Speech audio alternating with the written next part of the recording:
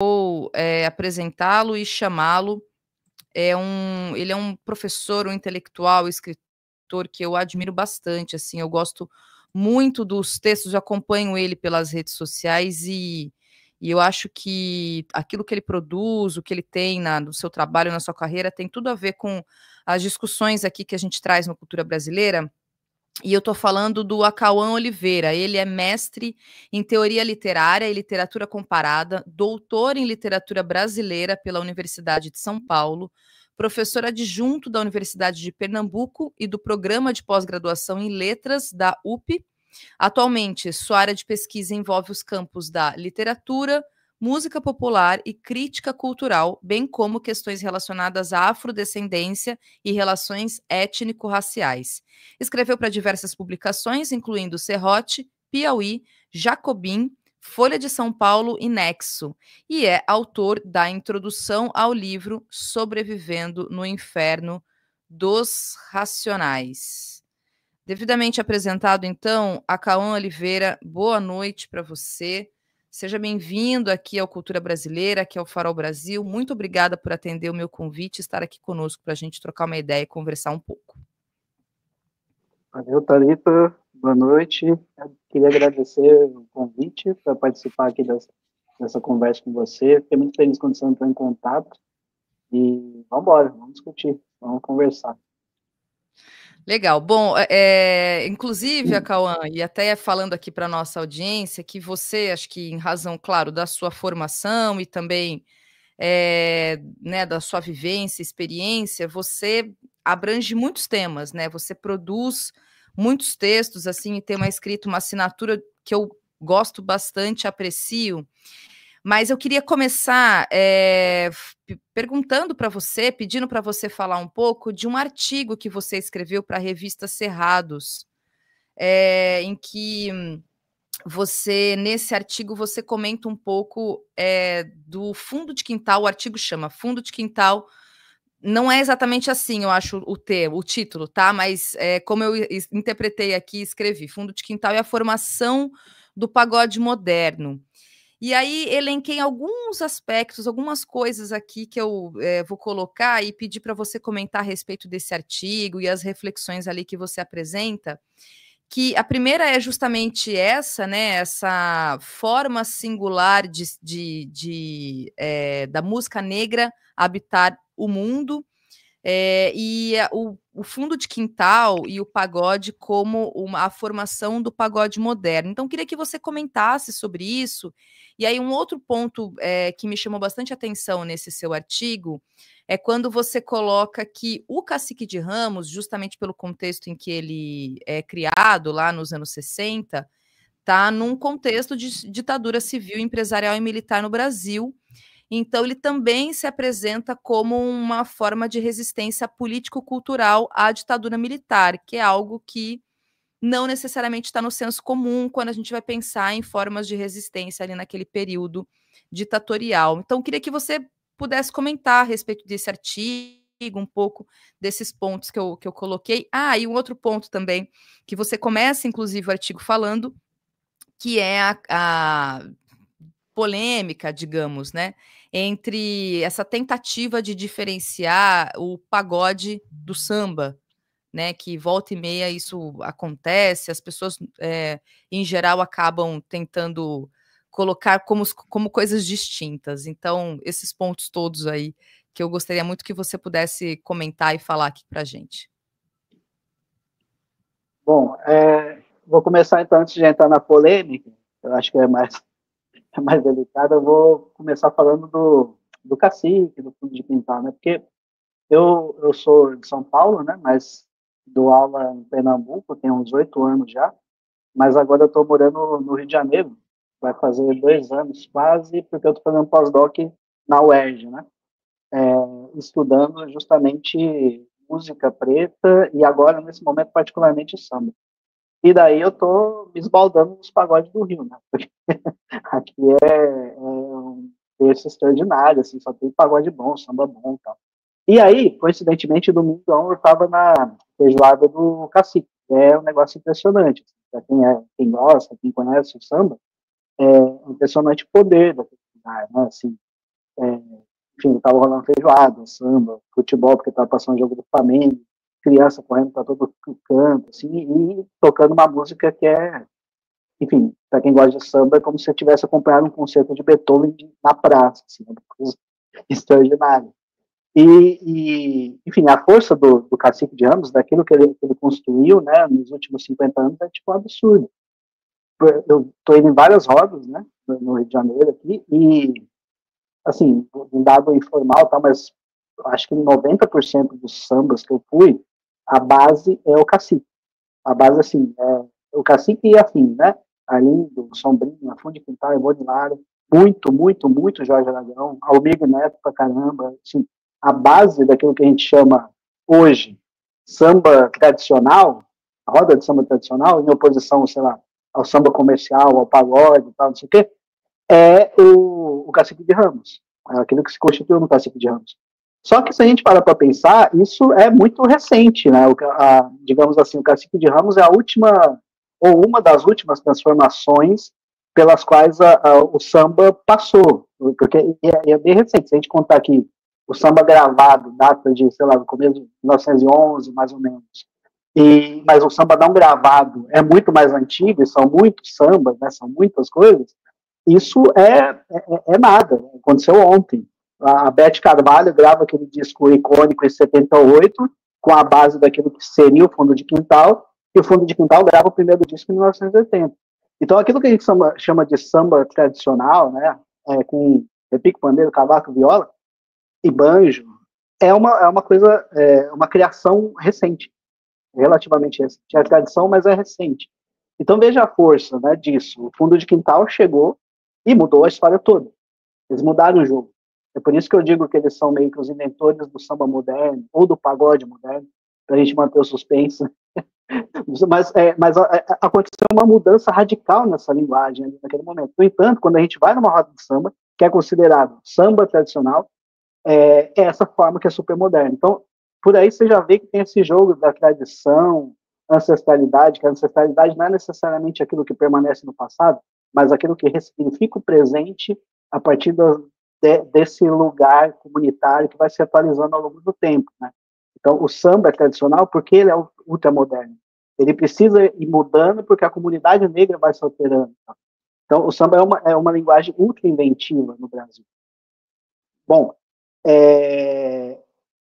enfim, tem a questão das origens do Fundo de Quintal ali, né? Como é que surge o Cacique de Ramos, tá, né? Porque isso é uma coisa que o Ney Lopes discute bastante, mas o Simas também discute e tal, que meio que na década de 60, 70, ali na ditadura, você tem aquele processo de profissionalização das escolas, né, que as escolas as escolas de samba vão meio que escanteando um pouco a própria comunidade. Assim, os sambas, os compositores vão perdendo espaço por uma lógica de profissionalização que ia dar no sambódromo, naquela lógica dos desfiles e tal.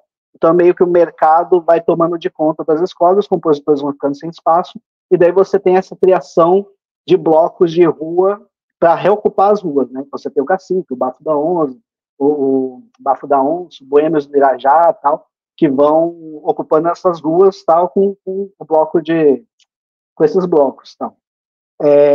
E esses blocos vão criando seus pagodes, vão criando roda de samba, feijoada e tal. E uma das rodas mais famosas vai ser a roda do Cacique de Ramos, que eu acho que deveria ser estudado assim pela NASA, porque é tipo um absurdo. A água do Cacique de Ramos naquele momento tinha que ser analisada pela NASA ou alguma coisa assim, porque é impressionante que só gênio brota dali, né? Bebeu a água do Cacique naquele momento, você saía, ó, Zeca Pagodinho, Jorge Aragão, Ivone Lara, Jovelina, Mauro Diniz, Arlindo Cruz, é absurdo, assim, o celeiro de gênios que tem naquele momento, né?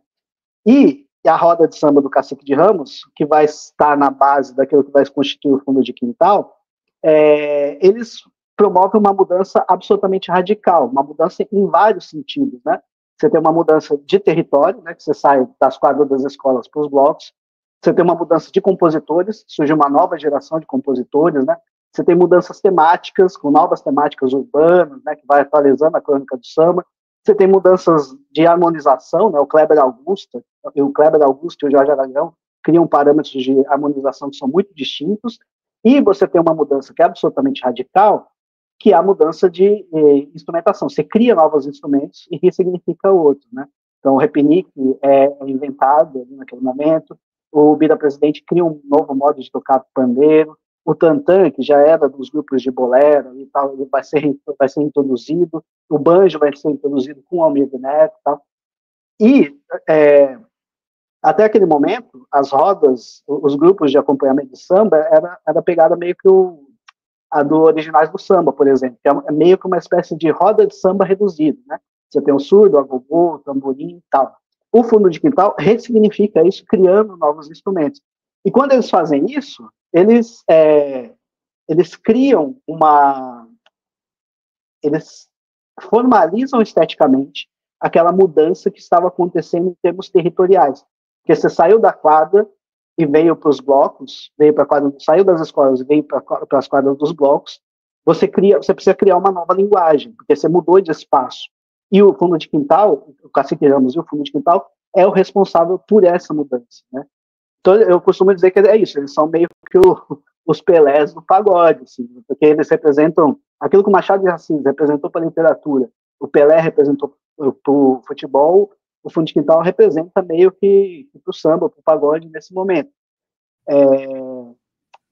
Aí, com relação à resistência política e cultural, porque isso é uma coisa interessante, assim, porque, veja, a gente costuma contar a história da música da década de 70, a história, pensando em relação entre música e resistência, né? A gente pensa muito resistência política, a gente pensa muito na MPB, né? Nos jovens de classe média, universitários, progressistas, tal, que tinham um pensamento político mais à esquerda, ou centro-liberal, ou esquerda mesmo, e que eles vão, a partir desse processo de conscientização, formação política, eles criam uma forma estética que vai servir como um contraponto aos ditames dos militares e tal. Então, é uma forma de organização política que engendra uma linguagem de tipo novo. Mas se a gente parar para pensar na história do Cacique de Ramos, desde essa perspectiva, é exatamente isso que acontece. Porque você tem um grupo, uma organização política negra, suburbana, que é fundada ali no período João Goulart, quando, né, havia um movimento crescente de organização popular, que vai ser interrompido pela ditadura. O Cacique de Ramos se organiza enquanto coletivo negro, cultural, e, a partir dessa organização política, cultural, enfim, durante a ditadura, você cria uma nova linguagem estética, exatamente como a MPB. É o mesmo processo, é o mesmo movimento. Da mesma forma que na MPB, esses espaços de resistência cultural e política criam uma nova linguagem estética, né? E essa nova linguagem estética vai mudar a história da música popular brasileira como um todo. Tanto é que eu estava falando no início, né? O que a gente chama de samba tradicional hoje tem a idade do Cacique de Ramos, é super recente, né? Só que, veja, como é uma resistência preta, popular, suburbana, essa memória não vai ser transmitida assim. Ela é super valorizada, ela é valorizada sobretudo na comunidade do samba, mas, por exemplo, é muito difícil você ver trabalhos acadêmicos, é difícil ver trabalhos acadêmicos sobre o fundo de quintal, o Cacique de Ramos e a Capelangia. Mas mesmo quando tem, dificilmente é pensado nesses termos políticos, assim, como se a resistência à ditadura fosse algo que dependesse da memória desses setores mais intelectualizados. Tal. E o caso do Cacique de Ramos é absolutamente emblemático nesse sentido, desse movimento, me parece. Aí tem a questão do samba e do pagode, né, Tati? Mas pode falar. Isso, eu só queria, me permite só um ponto dessa parte da importância do fundo de quintal, né, da inovação do fundo de quintal, que os grupos de pagode mais novos, digamos, né, hoje conhecidos e tal, eles têm o fundo de quintal como uma referência, né? Então eu já vi, por exemplo, o Pagode da 27, que é uma roda de samba que hoje já está até no hype de São Paulo, mas, enfim, lá da cidade de São Paulo, mas é uma roda de samba da Zona Sul, da região do Grajaú de São Paulo, que se referem ao fundo de quintal. Se você pega grupos de pagode mesmo, esses nessa formatação, digamos, mais comercial, assim, como Ah, esqueci o nome agora, mas não é o Pique Novo, é um outro grupo de pagode bem conhecido. Também traz o fundo de quintal na sua referência, ou até os mais consagrados dos anos 90, como arte popular. Enfim, quer dizer, a fonte, todo mundo vai beber dela, né? Então, e aí eu queria te ouvir a partir dessa. Já discuti aqui algumas outras vezes, e já eu mesma entrei em algumas discussões assim sobre o pagode e samba, o que, que é, o que, que não é, como formas, inclusive, de desqualificar, por exemplo, o próprio Cacique de Ramos, aqui no Rio mesmo, eu numa discussão, a Cauã, a pessoa, né, eu sou de São Paulo, né, mas moro no Rio, tem 4 anos, e aí a pessoa falou, mas o pagode em São Paulo é diferente, não é samba, é pagode. Eu falei, tá, mas qual que é a diferença? Aí eu falei, você fala samba do Cacique de Ramos ou pagode do Cacique de Ramos? Né? Então, quer dizer, aí queria te ouvir nesse sentido mesmo, assim, a sua leitura disso, dessa, digamos, polêmica e tal, porque ainda que em que pese essa discussão, as pessoas que estão, digamos, nessa bolha falando, mas no senso comum tem muita gente que tenta fazer essa diferenciação com a intenção de desqualificar o pagode, né? E esses grupos todos que foram criados ali, sobretudo ao longo dos anos 90, anos 2000, uma falta de entendimento, por exemplo, eu já ouvi gente falando que o pagode foi criado dentro de boate de classe média e dentro de gravadora. Eu falei, como assim? O Negritude Júnior nasce dentro da Coab. Você pode pegar todos os outros grupos de pagode, enfim. Então, eu queria te ouvir nesse sentido mesmo, assim, como é que você olha para isso, o que, que você já leu, o que, que você já ouviu nessa discussão toda mesmo, e acho que da importância da gente reforçar que pagode é samba, né? Enfim, é uma forma de samba também, que é um pouco do que você traz no seu artigo. Essa discussão é brava, é muito interessante, porque ela revela muitas coisas, muitas camadas, né? Inclusive, você estava falando no Negritude, para a gente ver como são essas coisas, né? A primeira vez que eu ouvi Racionais foi num disco do Negritude, na Samba participação da lá do gente. Brown. Exatamente. É um Os dos caras hinos eram da da mesma. classe trabalhadora brasileira, eu brinco, porque se você ouvir a letra desse samba, inclusive, que tem um comecinho, realmente, você tem razão. Foi lá, antes de ouvir, sei lá, antes de ouvir Racionais mesmo, ouvir outros grupos, eu ouvi os caras lá, porque eles eram na mesma quebrada. Estavam pensando em coisas muito similares. Claro que, enfim, por caminhos distintos, mas estavam ali, quebrada, juntos. Mas eu acho que, bom, essa discussão é muito interessante. Eu acho que ainda a melhor resposta, eu acho, assim, é o Zeca Pagodinho no Jô Soares, aquela entrevista icônica, quando o Jô pergunta: e aí, Zeca, qual que é a diferença de pagode, samba e partido alto? Daí o Zeca dá aquelas respostas maravilhosas dele, assim, porque ele vai, fala, não responde. O partido alto tem que saber versar, né? E o pagode? Também. E ele vai respondendo sem responder o tempo inteiro, porque eu acho que realmente a única possibilidade de resposta é essa. É a mesma coisa, mas não é a mesma coisa. É igual, mas é diferente. Porque o samba é isso. O samba é igual e é diferente desde o seu início. O samba era um modo de ritualização, não era um gênero. O samba, pensar o samba como um gênero específico, com características particulares, só faz perder a força do gênero. Porque o gênero é muito mais, o samba é muito mais o modo de pertencimento do que necessariamente um gênero. Samba é estar em casa. Samba é criar território ali onde não existe nada. Isso é o samba. Então, o samba é um afluente com muitos, é um rio com muitos afluentes, assim.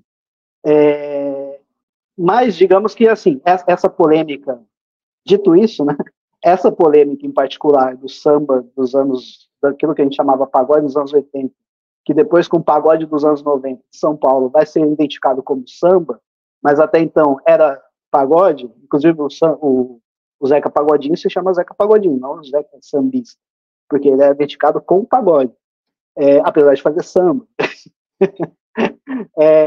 Mas isso tem uma história mesmo, é assim. Bom, o termo pagode ele existe desde muito tempo, né? Ele já no século XVI, eu acho, pelo que eu levantei, já tinha registros do termo pagode enquanto festa ruidosa, ou seja, festa que tinha muito preto. Basicamente isso. Nem, não estava necessariamente relacionada com samba. Mas ela vai ganhar no sentido mais específico de reunião de sambistas e tal. Só que tem um movimento particular na década de 80, que eu estava contando essa história do Cacique de Ramos, do Fundo de Quintal. A partir da década de 70, sobretudo na década de 80, vai aparecer um monte de samba, de reunião de sambistas, que vão ser chamados de pagode. Vai ter pagode, enfim, pagode da Língua, pagode da Tia Doca, o Clube do Samba, etc. Vão ter vários pagodes que vão ganhando cada vez mais projeção, primeiro no subúrbio, na Zona Norte, mas depois chega inclusive na Zona Sul, e quando fica muito grande, se torna um movimento. A imprensa passa a caracterizar como um movimento, é o movimento dos pagodes. Então, essa reunião de sambistas que começa a aparecer, e que tem até hoje, né? Tem pagode em todo canto. Inclusive, na época, era mal visto, né? A gente pode ter a impressão de que sempre foi considerado um lugar de samba tradicional, mas a galera, na época, falava que samba tradicional era samba de quadra de escola, né? Era Noel, Cartola, Nelson Cavaquinho, essa galera estava deturpando. Inclusive, criando novos instrumentos que não tinha nada a ver, imagina, meter um banjo no samba, que é absurdo. Então, não era que foi bem recebido desde o início também. Assim, essa ideia de tradição ela vai sendo montada. Mas, de todo modo, esses pagodes vão crescendo aqui no Rio de Janeiro, né?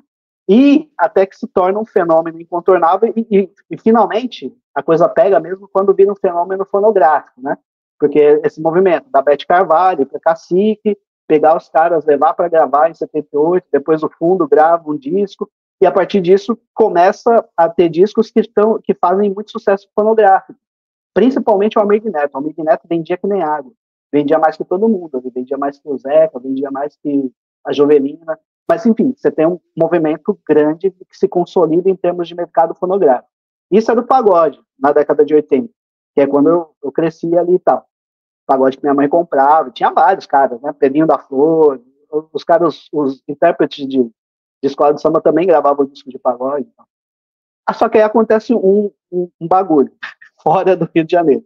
Um bagulho sinistro que se chama Raça Negra. Quando o Raça Negra chega, o pagode do Rio vendia, assim, 300 mil cópias, 400 mil tal. Os caras que vendiam bem. O Raça Negra chega vendendo 1 milhão. Os caras jogam a régua, em termos de vendagem, lá para cima. E o Raça Negra, aí você tem... Porque o Raça Negra, ela tem uma sonoridade muito diferente mesmo. Se você pega o primeiro disco do Raça Negra, primeiro os outros, e compara com os discos do Fundo de Quintal, do Zeca, é outra coisa. Eles estão pensando em outra coisa, inclusive em termos de instrumentação. Não tem nem cavaquinho no Raça Negra, é violão. O Luiz Carlos, ele fala isso. A gente estava se inspirando no Bebeto, a gente estava se inspirando numa batida específica do Jorge Ben. E, em termos de construção de linguagem, era muito mais jovem guarda, em termos de melodia, letra, do que as crônicas do cotidiano que estavam rolando no Partido Alto aqui no Rio de Janeiro. O Raça Negra está pensando em palco, o Raça Negra está pensando em banda. Aí sim, o Raça Negra é uma mudança muito radical em termos de linguagem e que, por questões de... Enfim, por uma série de questões, vai ser chamado também de pagode.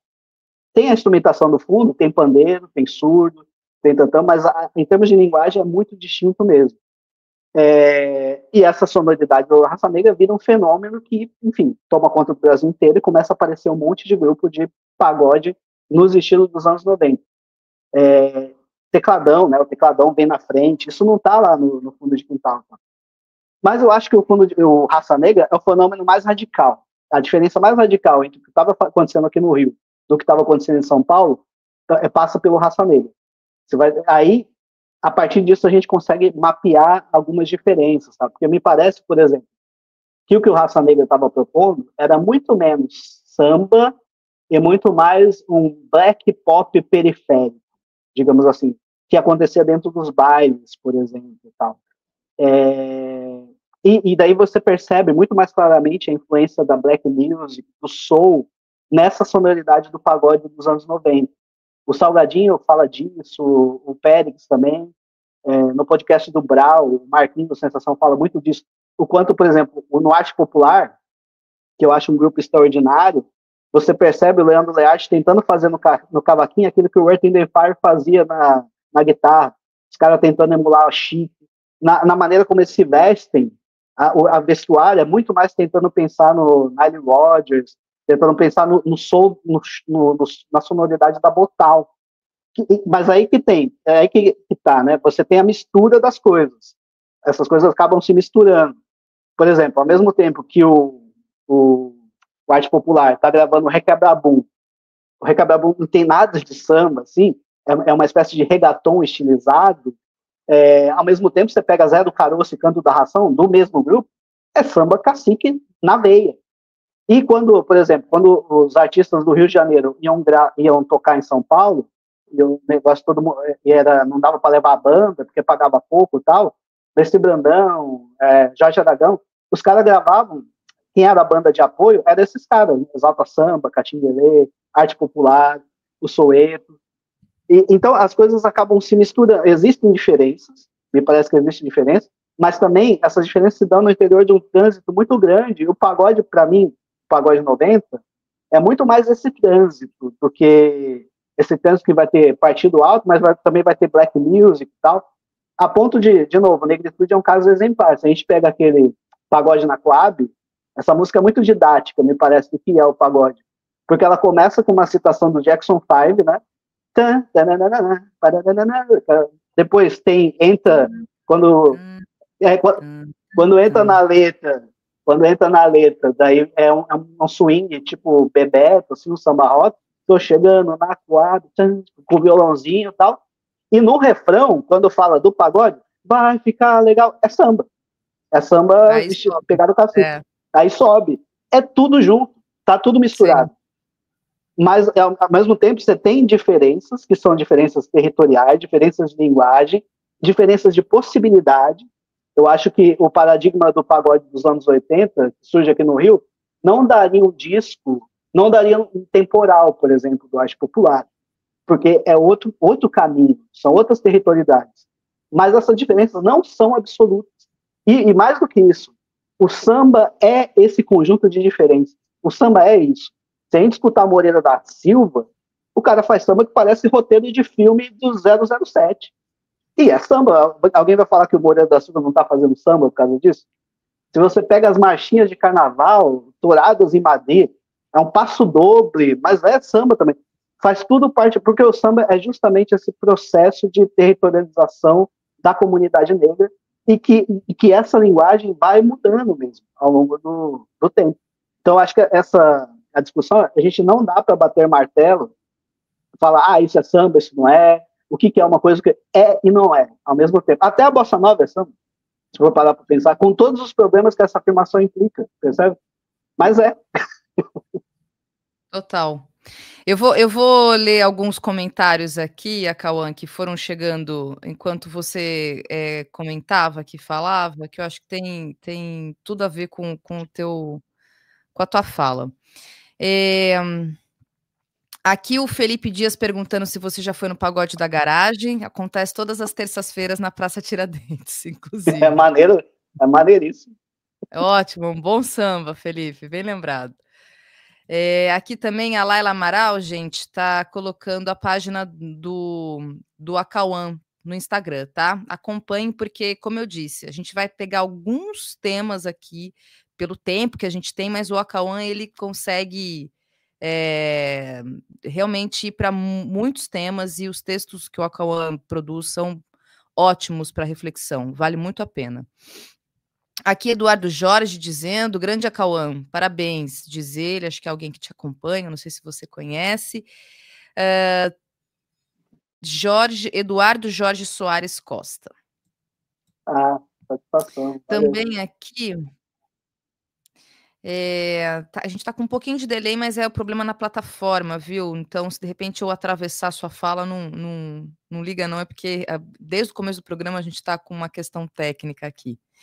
Aí, olha só, vou ler aqui. A Laila Amaral diz o seguinte: sempre achei que o pagode era uma variante do samba nas ruas, botecos. Felipe Machado, eu também não sei até hoje a diferença. Aí ele complementa: Alcione, é samba e Zeca Pagodinho é samba também? É isso. Aqui, o escala 4x3 é o mínimo. Zeca Pagodinho toca samba? Aí o Eric, o pagode, diz ele, tem se adaptado para a harmonia mais pop americana e o ritmo tem se simplificado em comparação ao samba. Eu separei, porque eu sei, o termo simplificado, para mim, é um pouco, acho que é passível de pensar, assim. Aí a gente está partindo da premissa de que o samba é mais sofisticado que o pagode. Não sei, sinceramente, eu não concordo 100% dessa afirmação, mas ok, acho que é uma tentativa de entendimento aqui, de interpretação do Eric. Aí o Felipe Machado, na minha ignorância, eu pensava que pagode era mais pop e samba era mais clássico. Aí o Eric complementa, tem muito preconceito contra a música de mercado no Brasil, uma interpretação errada de Adorno, a meu ver. Aí a Marina Mar dizendo que adora pagode, que é fãzona do Pixote. Também sou fã do Pixote, adoro o Pixote. Eu sou muito pagodeira, viu, gente? Muito. Quem me acompanha no programa aqui sabe o quanto eu defendo. E eu, inclusive, a Cauã, eu defendo que o Arte Popular, para mim, é o melhor grupo de pagode dos anos 90. Eu sempre falo isso. Eu amo todos os outros, claro, mas eu acho o Arte Popular muito completo, em todos os sentidos. Thalita, só para te complementar, eu acho o Arte Popular um dos maiores grupos de música brasileira da história. É mais do Perfeito. é extraordinário. E aí tem uma questão, né? Você vê como alguns ritmos, alguns gêneros, a gente sempre tenta, sei lá, por exemplo, a gente não fala que é MPB. MPB não é música popular brasileira? Por que a gente não, né? Não sei, eu fico aqui me colocando para questionar isso, né? E justamente nesse sentido, o Leandro Learte, por exemplo, a despeito, quando eu falei esses dias sobre o Leandro Learte, algumas pessoas vieram, inclusive, me lembrar de algo que eu lamentavelmente sei, que é sobre uma questão pessoal dele, né? Sobre o caso de estupro que ele foi condenado, enfim. Mas a despeito disso, e é verdade, o Leandro Learte é um gênio da composição. Ele é um gênio. Ele caneta de uma maneira que é uma coisa assim, é o Chico Buarque do pagode, sabe? Fazendo uma comparação agora que me veio à cabeça. É um gênio, de verdade, assim. Então, mas é isso, né? Enfim, a gente sabe dessa questão, mas acho que é só para lembrar desse ponto. E o Eric, aqui, o último comentário, diz: há muito preconceito de classe contra o pagode, que não há contra o samba, devido às elites intelectuais brancas. Também é verdade. Eu acho que, inclusive, a natureza de muita gente que tenta diferenciar parte desse preconceito mesmo, de classe, de classe e de raça, quando fala-se de pagode, né? Não sei se você concorda, Cauã, mas a gente sabe, inclusive, de vários episódios ao longo dos anos 90 dos grupos de pagode que sofreram muito preconceito, inclusive nas letras de bandas de rock. O Raimundos tinha aquela música, né? Meu cabelo é ruim, você, seu salgadinho, você vai gostar de mim, se eu tocar, não sei, é uma música racista, falando do cabelo ruim e falando do salgadinho. Eu sempre lembro desse ponto.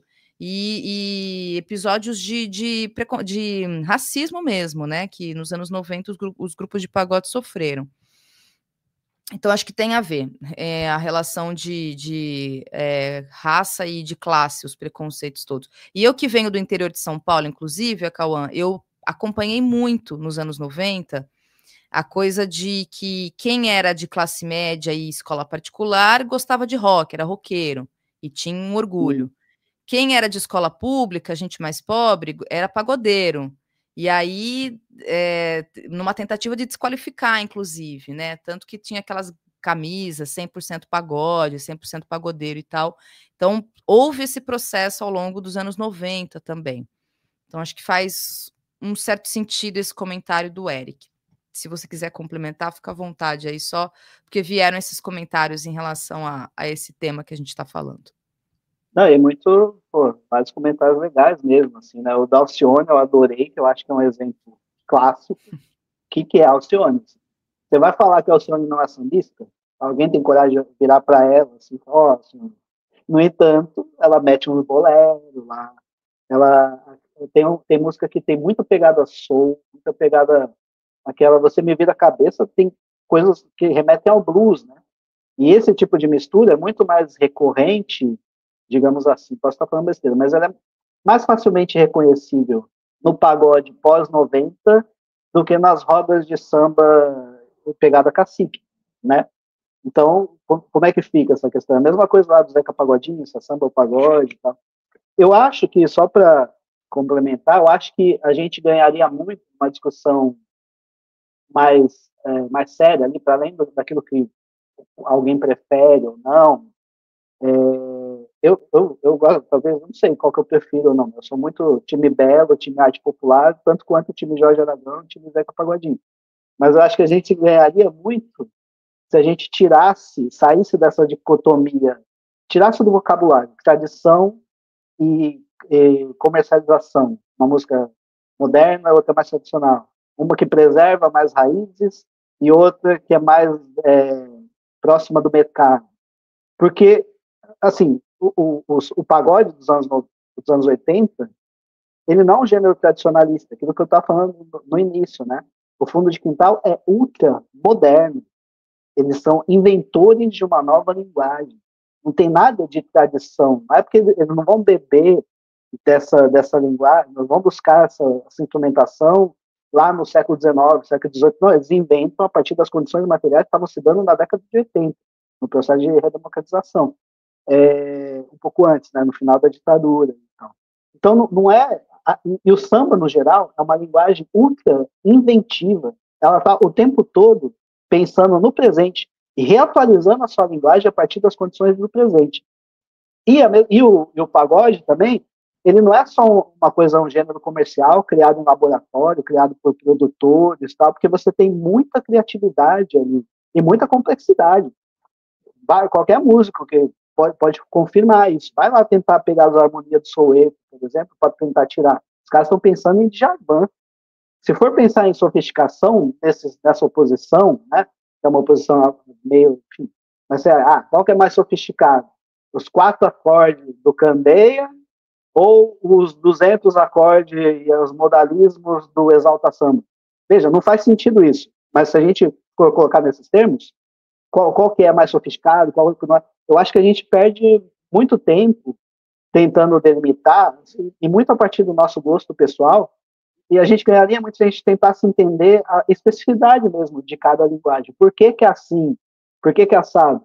Muito mais do que ficar tentando apontar, um se vender, o outro não. Acho que a questão é mais complexa do que isso. Um é o passado, o outro enfim, a diluição. Acho que a gente perde muito colocando as coisas nesses termos. Muito bom. E aí, Cauã, eu queria também aqui te ouvir, que você pudesse comentar um pouco do Sobrevivendo no Inferno, né? Você escreveu a introdução do livro, um livro que já tem um tempo de lançamento, né? Acho que foi 2018, 2019. E a importância do livro, né? O disco, claro, a gente sabe, e do livro, que é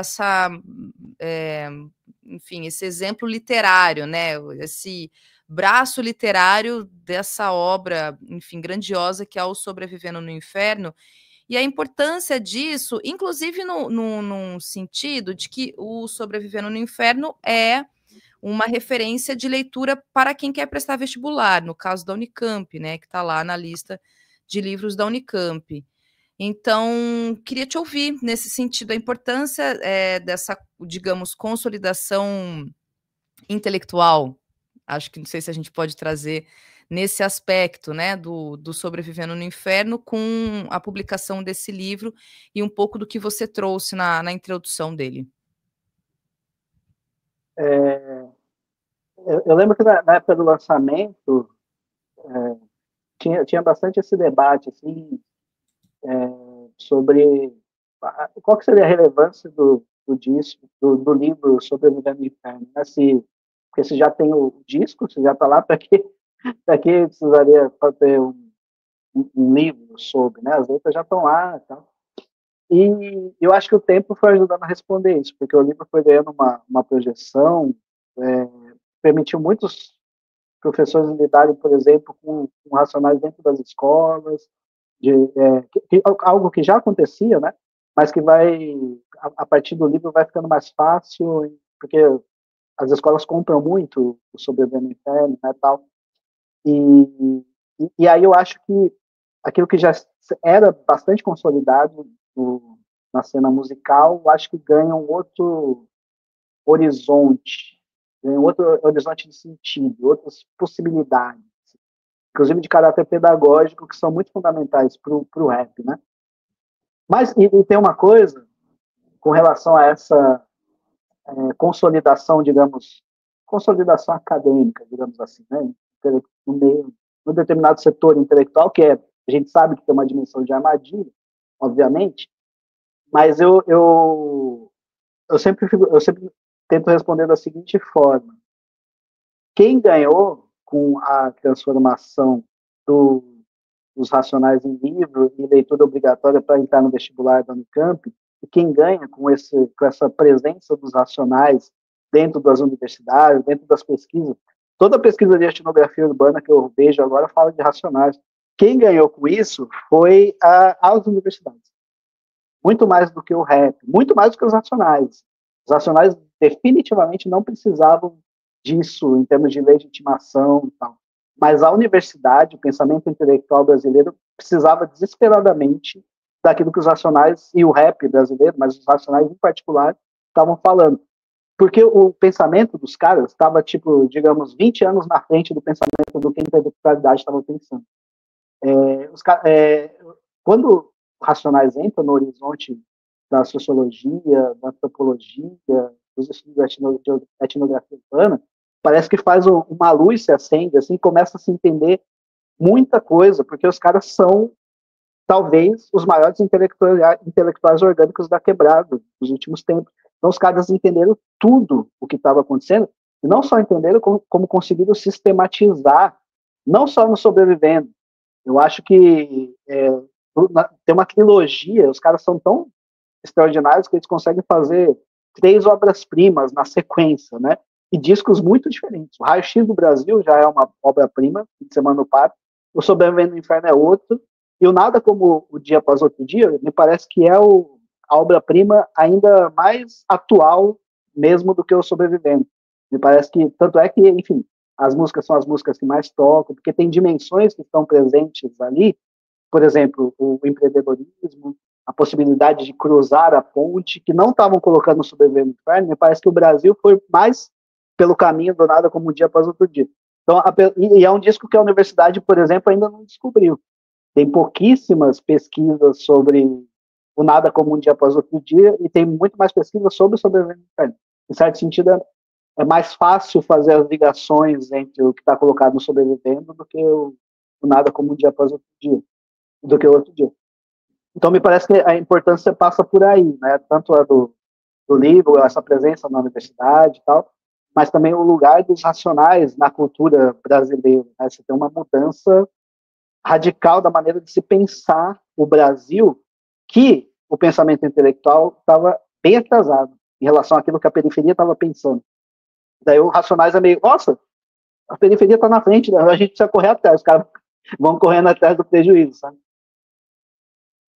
Tem um colega na história que ele fez a monografia dele só analisando as letras do Facção Central. O que significa, e queria até te perguntar, se o rap, ele como que eu posso dizer? Ele é um território devidamente fértil para que as pessoas possam, pesquisadores, né, possam se debruçar e produzir pesquisas a partir desses álbuns, assim, você falou, a gente está falando do Racionais, fala do Facção, mas tem outros, enfim, outros grupos de rap Brasil afora, não só de São Paulo, mas outros de rap que podem ser objetos de pesquisa, assim, que as pessoas podem se debruçar e olhar a partir desse olhar acadêmico dessa produção? Acho que sim, porque o rap, diferente de outros estilos musicais, inclusive periféricos, ele tem uma preocupação pedagógica que facilita essa interlocução com quem está interessado em ouvir. Por exemplo, o funk não tem uma dimensão, quer dizer, o funk, uma parte do funk, putaria, o funk proibidão, porque tem o funk consciente também. o funk não tem essa dimensão pedagógica. Isso não é uma inferiorização do funk, é só pensando em diferentes propostas mesmo. Porque o rap, ele se pensa, ele é, a meu ver, ele é movimento social. Assim, a ideia de rap é compromisso, parte do princípio de que o rap faz parte do movimento social, particularmente do movimento negro. Então, quando vocês... Oi? Thalita? Bom, Thalita travou. Mas então, o rap aparece nessa dimensão de movimento social, e, portanto, ele tem essa preocupação pedagógica que me parece que facilita esse trânsito com quem está querendo pesquisar coisas na universidade, quem está interessado em pensar a periferia, em pensar dilemas da situação periférica de uma perspectiva interna, né? Acho que essa que é a vantagem, enfim, essa é a diferença do pensamento intelectual construído a partir das universidades, das academias, para um pensamento intelectual construído organicamente no interior da quebrada, né? Eu acho que passa por aí. Será que a Thalita caiu? A Thalita caiu. Eu vou...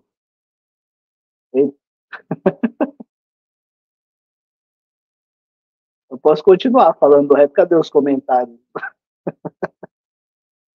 Eu posso continuar falando do rap aqui enquanto isso, gente? Vou mandar. Thalita caiu. Porque, bom, eu posso, já seguindo nessa questão da dimensão pedagógica, a gente pode pensar no que o rap em particular, ou o que os Racionais em particular ensinam, têm a ensinar ou mostraram ao longo da sua produção. Tá? Primeiro que isso não é uma ideia minha, se eu não me engano é do Cornel West, que ele fala que, assim como o rock nos anos 50 e 60 criou, em grande medida, esse conceito moderno de juventude, que é a juventude, que é o jovem, só que o jovem branco, sobretudo, enquanto categoria social e política, nos anos 80, o rap teve esse papel de criar uma ideia de juventude negra, de periferia, uma formação dessa juventude, dessa consciência de uma juventude que era periférica, mas também era negra, uma consciência política. Tá? Ah, Thalita voltou. Desculpa, gente, travou tudo de repente aqui. Eu te mandei mensagem no WhatsApp, Cauã, porque 2 minutos é uma eternidade quando cai assim a internet, a gente fica meio desesperado, mas enfim, tudo certo, de volta aqui. Eu segui falando aqui. Viu, Cauã? Não, de boa. Tá certo. E, bom, e aí eu queria te ouvir também, Cauã, tem um texto seu recente, acho que é de agora de junho, que você comenta uma lista da literatura brasileira que saiu na Folha, e aí você faz toda uma abordagem crítica em relação a essa lista, em relação, na verdade, acho que mais as reflexões, enfim, a repercussão em si.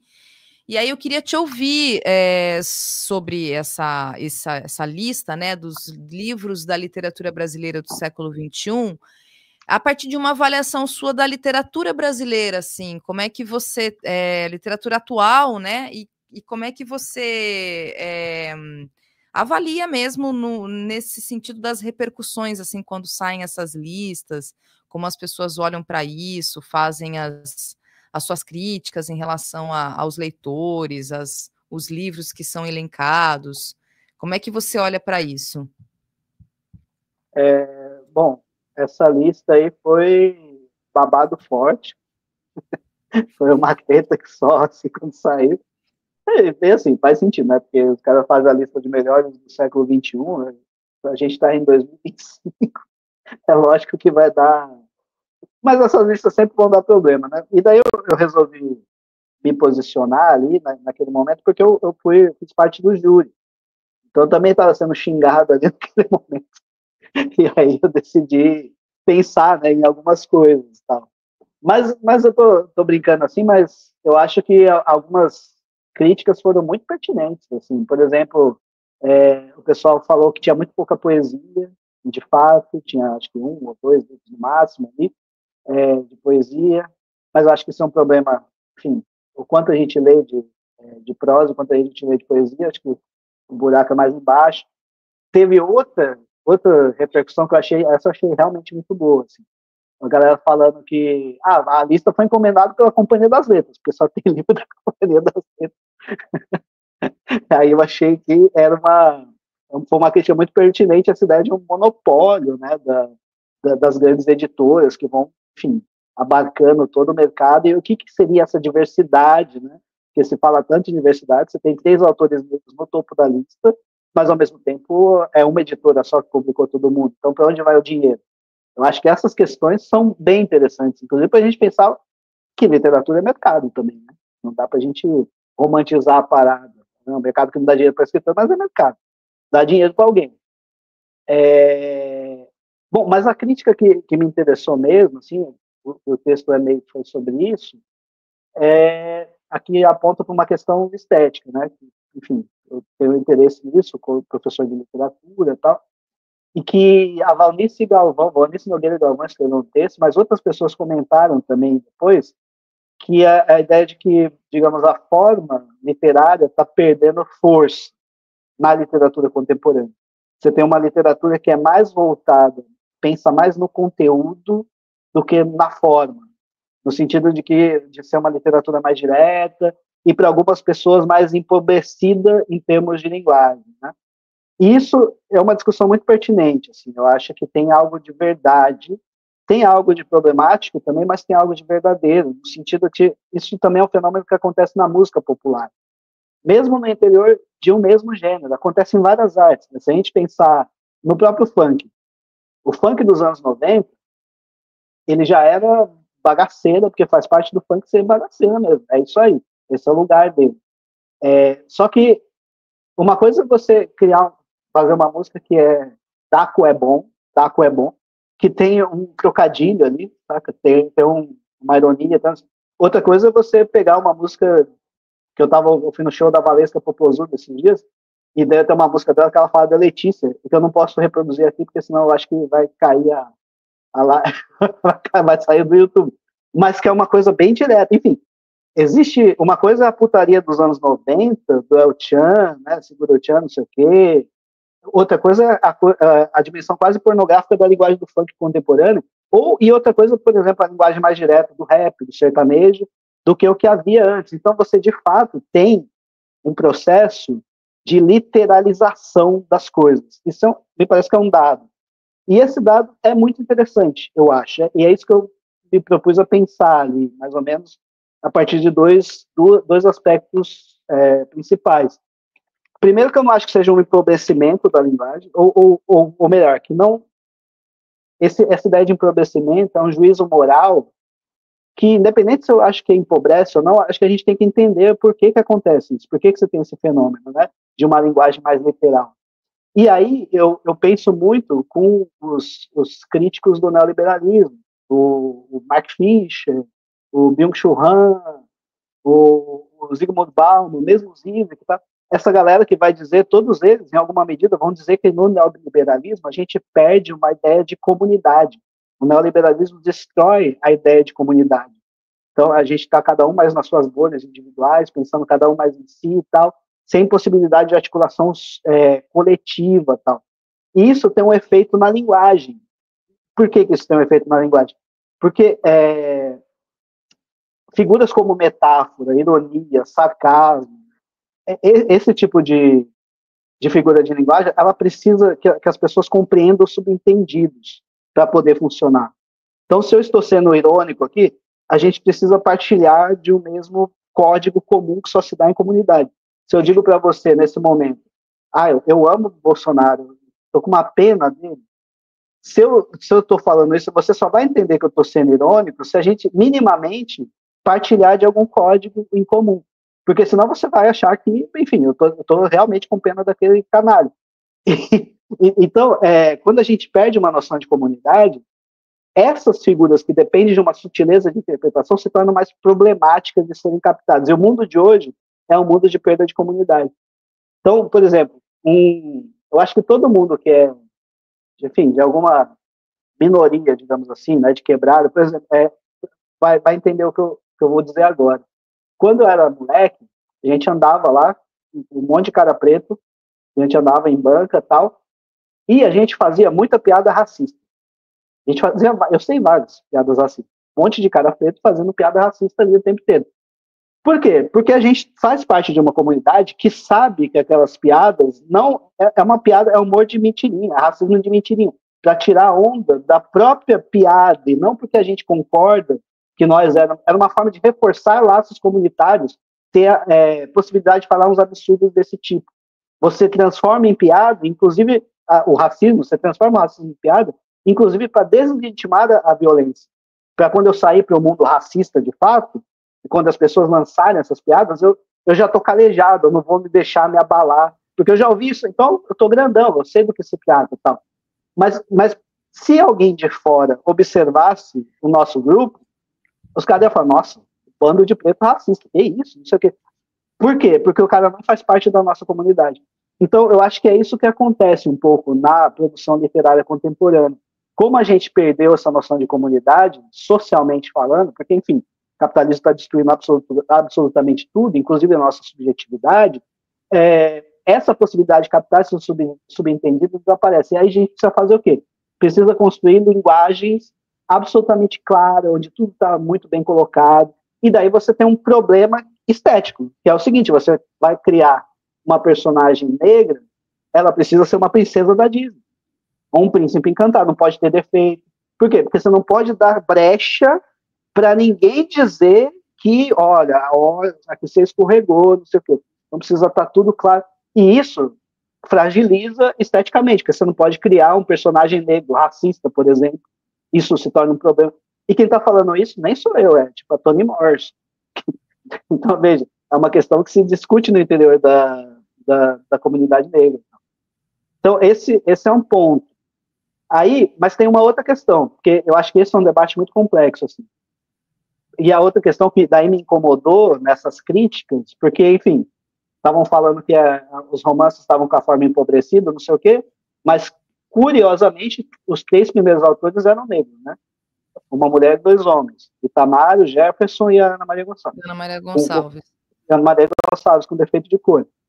E aí eu fiquei pensando que sempre, desde sempre, todas as vezes, a literatura negra é sempre acusada de ser mal escrita. Sempre.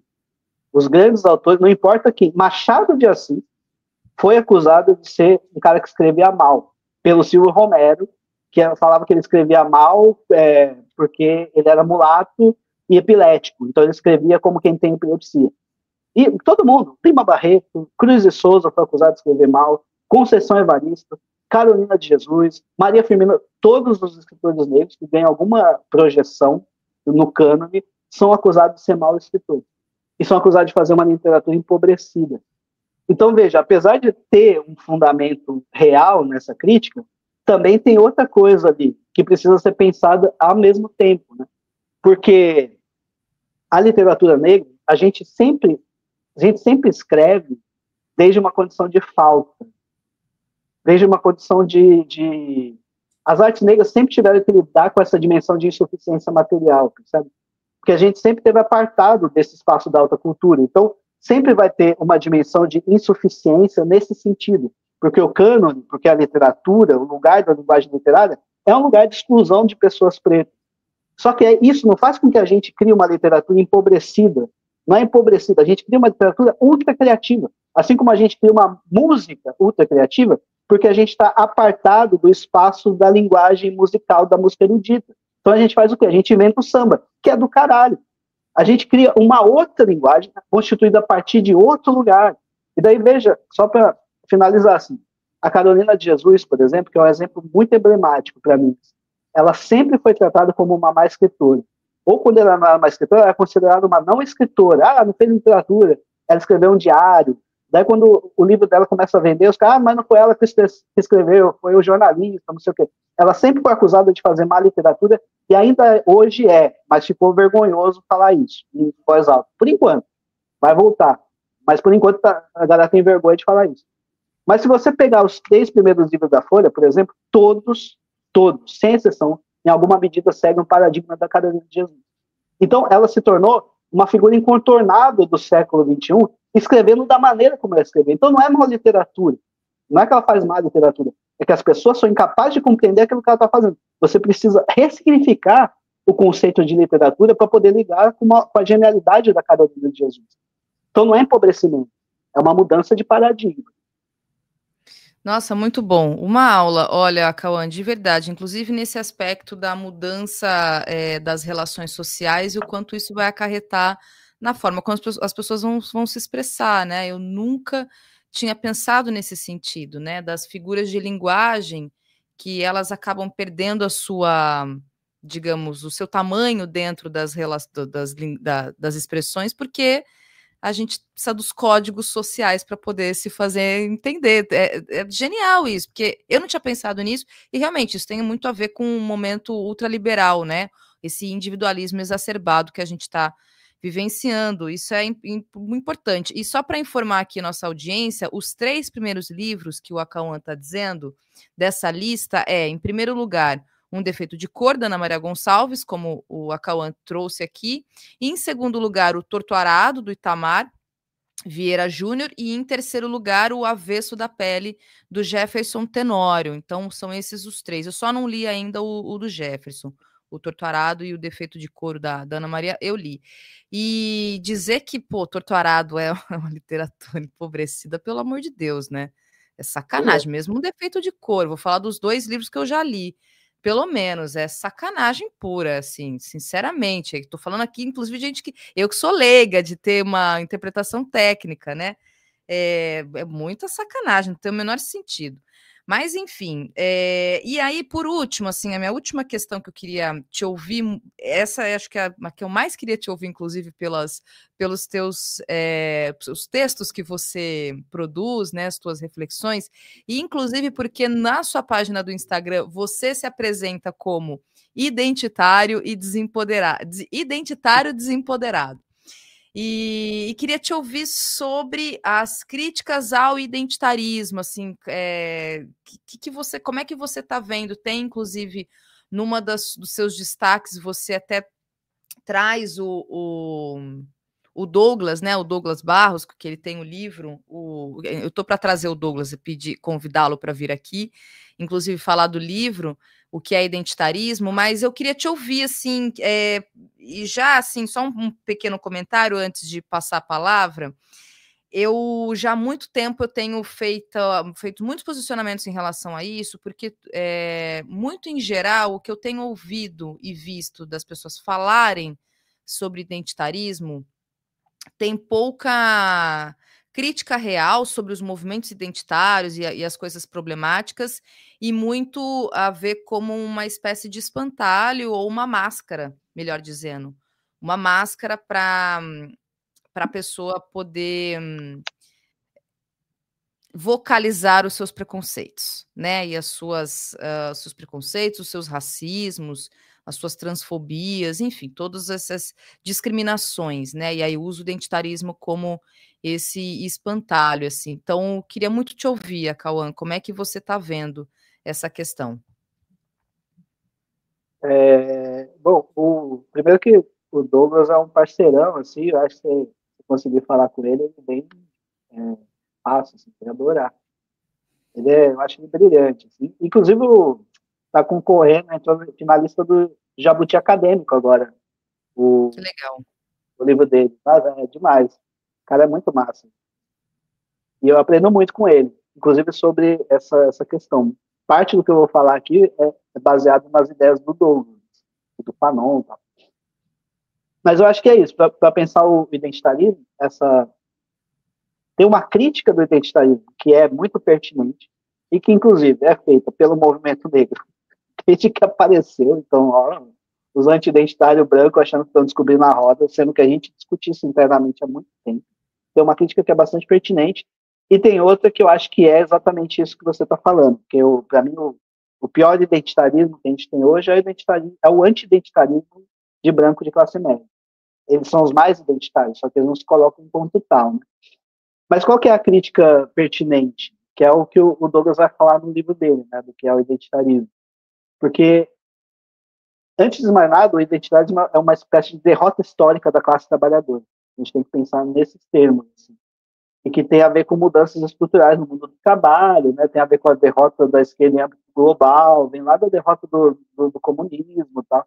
O identitarismo é esse mecanismo de, digamos, gestão de identidades dentro do neoliberalismo, que vai ganhando força conforme a organização da classe trabalhadora vai sendo derrotada, né? E daí as pautas das lutas, que são super legítimas, lutas contra a opressão de raça, de classe, de gênero, elas vão sendo sistematicamente capturadas pela gramática do capital. E daí o identitarismo aparece enquanto essa forma de gestão capitalista dessas lutas, né? Então, é uma captura dessas demandas políticas. Esse processo que vai capturando essas reivindicações de modo a eles não apresentarem mais alternativas viáveis ao capitalismo. E aí, digamos que essas lutas, as reivindicações, esses grupos, as reivindicações desses grupos passam a ser determinadas mais pela dinâmica do mercado do que pelos interesses de cada grupo.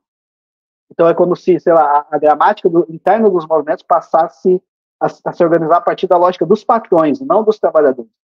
E a partir desse momento, daí você vai ter essas aberrações, por exemplo, trabalhadores se identificando mais com Elon Musk e com o Pablo Marçal do que com seu companheiro.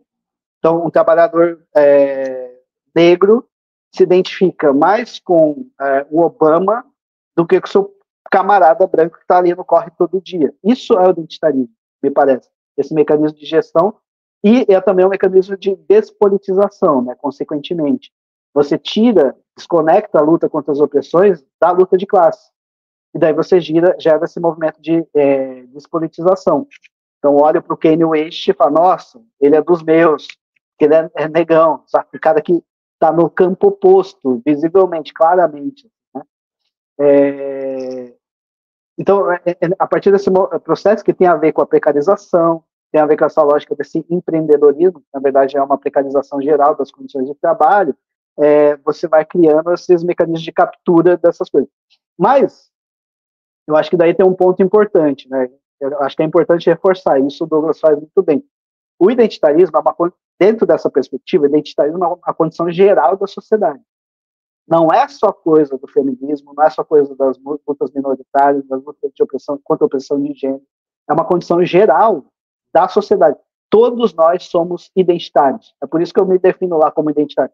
Não existe fora do identitarismo nas atuais condições de opressão do sistema capitalista. Porque o jovem trabalhador branco que se identifica com Pablo Marçal, ele é tão identitário quanto o jovem periférico LGBTQIA+, que se identifica com uma diva pop milionária. Os dois são identitários. E da mesma forma, o professor, doutor, sei lá das quantas, da Universidade Federal, que acha que está dando aula em Paris, ele também é identitário, certo? Então, isso é um dado importante, porque o identitarismo não diz respeito a pequenos grupos, diz respeito a uma condição material objetiva de uma sociedade que não é mais capaz de se articular em termos de fora dos mecanismos de gestão do capital. Só que daí, bom, essa crítica que eu considero pertinente, mas tem outra que aí tem a ver com essa que você colocou, que essa crítica nada mais é do que uma reação conservadora dentro do campo da esquerda, não só, mas também dentro do campo da esquerda, contra as demandas por transformação social desses grupos. É um conservadorismo de esquerda, no fim das contas. Geralmente é mobilizado por pessoas brancas de classe média, e que eu chamo de identitarismo branco. Então, é uma forma de culpar as minorias pelas cagadas dessa classe média progressista que foi atropelada pelo trem da história. Então, por exemplo, o Lula comete um monte de equívocos lá, adota medidas impopulares, teto de gastos, não sei o que, não sei o que. A culpa é da Janja. A Janja está sendo identitária demais. É uma forma de tapar o buraco, assim, uma forma de... Enfim, toda essa retórica de o cancelamento, a cultura do cancelamento, não sei o que, tudo isso passa por esse anti-identitarismo conservador, né? A tal ponto que aí tem umas coisas que me irritam muito, tá ali. Por exemplo, você falar coisas muito óbvias, assim, tipo, Vinícius de Moraes era racista, o Monteiro Lobato era racista. Pronto. Isso é um problema maior do que o fato deles serem racistas. Pô, você está querendo cancelar o Monteiro Lobato. Imagina, quando eu falo que o Monteiro Lobato era um racista canalha, eu tô honrando a memória do Monteiro Lobato, porque não tinha a menor questão, não fazia questão de disfarçar. Ele adorava ser racista, ele expunha isso. Tem uma história do Monteiro Lobato que eu acho que é interessante contar para as pessoas. Eu adoro falar mal do Lobato, tá? Me perdoa desfiar aqui um pouco do assunto, Fique à mas vontade. Que ele era eu racista gosto muito. mesmo, muito. Não, mesmo, mas muito, não é da brincadeira. Exato. Tem uma história que ilustra. Ele escreveu um dos livros mais racistas da história da literatura brasileira, que é O Presidente Negro, que é o único romance que ele fez, que é uma bosta, é um panfleto eugenista descarado, assim, mas é muito racista mesmo, porque o final do livro, ele indica como exterminar a população negra, descaradamente. E ele tentou publicar esse romance nos Estados Unidos. Olha só que doideira. Ele tenta publicar nos Estados Unidos, se eu não me engano, ele tenta em 5 editoras. Ele foi recusado por todas elas, isso nos Estados Unidos. E uma dessas editoras, ele tentou publicar nos anos 20, tá? Uma dessas editoras respondeu ele falando assim: olha, seu Lobato, esse livro toca num tema muito sensível, acho melhor a gente não publicar. O Monteiro Lobato foi considerado racista por uma editora estadunidense nos anos 20. Eu acho que se o Hitler lesse O Presidente Negro, ele ia falar, nossa, peraí, aí você passou do ponto. E o problema é a gente falar que esse cara era racista, porque a gente está tentando cancelar, não sei o quê. Isso é um anti-identitarismo conservador reacionário, nesse caso. Completamente. Não, completamente. E posso, inclusive, te dar outro exemplo que eu vivenciei. Houve uma polêmica há alguns anos sobre músicas do Chico Buarque. Aí, assim, até hoje eu ouço gente reclamar porque o Chico Buarque está cancelado, porque as feministas cancelam o Chico Buarque. Eu falo, gente, aonde que o Chico Buarque está sendo cancelado pelas feministas? Alguém me fala, pelo amor de Deus. E aí, não, porque as feministas não deixam o Chico Buarque cantar, porque a música Mulheres de Atenas, porque a música não sei o quê. Eu falei, gente, as feministas estão preocupadas primeiramente em ficar viva, que a gente está preocupada em não morrer. Entendeu? Você pegar os índices de violência de gênero deste país, a primeira coisa que as feministas estão pensando é em ficar viva, sabe? E aí todo o resto, não ser estuprada, né? Não sofrer violência de todas as formas possíveis, em âmbito doméstico ou público, enfim. E aí é isso, a gente falando, não, porque o identitarismo não está deixando o Chico Buarque cantar. Falei, pelo amor de Deus, sabe? Sinceramente, assim, sabe, Cauã? Isso realmente, assim, me cai num lugar de ranço. Aí, porque é isso, aí o espantalho, né, enfim, é o identitário, porque os identitaristas, porque o identitário, sabe, é isso, acho que você deu o exemplo do racismo do Monteiro Lobato, e eu trago aqui as feministas que cancelaram o Chico Buarque. É uma coisa inacreditável. E até hoje tem gente que reclama disso, que chora porque o Chico Buarque não está cantando mais tal música. Meu Deus, o Chico Buarque não deve realmente estar dormindo à noite, porque ele não está cantando tal música, sabe? Sinceramente, como se essa fosse a grande preocupação das mulheres num país como o Brasil, com os índices de violência que a gente tem. Entende? Então eu concordo contigo mesmo assim, e a gente pode dar outros exemplos até.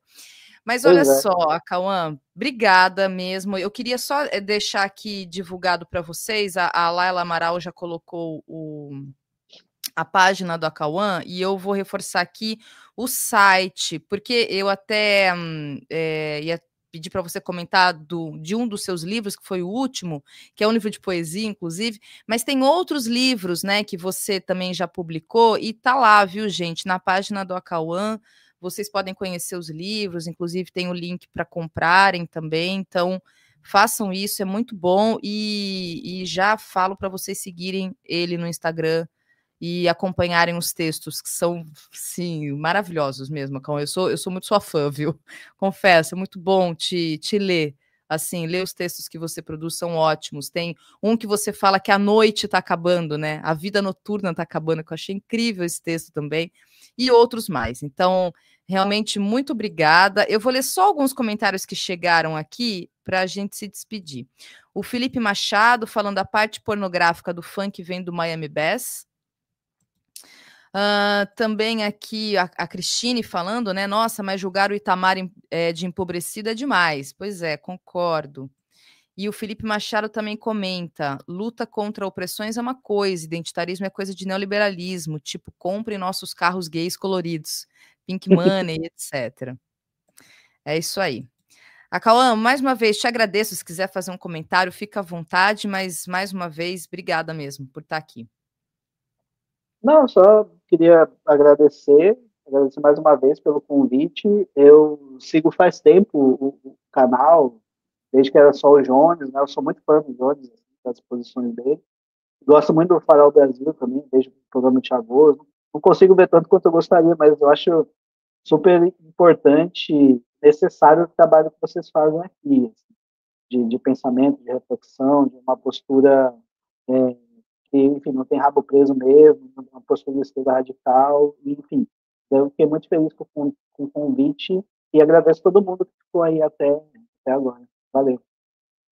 Legal, Cauã, e já fica um convite para voltar, porque tem outros temas aqui, muita coisa que a gente pode trocar ideia. Obrigada, mais uma vez, obrigada. Valeu. Tchau, tchau. Tchau.